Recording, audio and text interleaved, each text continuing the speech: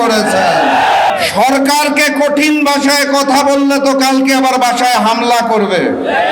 তাহলে সম্মানের সাথে, বিনয়ের সাথে বলতে হবে, মাননীয় প্রধানমন্ত্রী, মাননীয় স্বরাষ্ট্রমন্ত্রী, মাননীয় জ্বালানি মন্ত্রী, এতই যদি মজুদ থাকে তাহলে এত বড় লাইন কেন?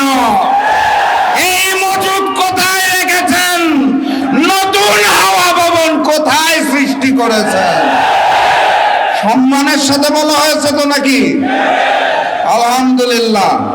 গণভোটের জনরায়ের আলোকে ওই জুলাই সনদ এই বিএনপি সরকার বাস্তবায়ন করবে না। অতএব তাদেরকে বাস্তবায়ন করাতে হবে।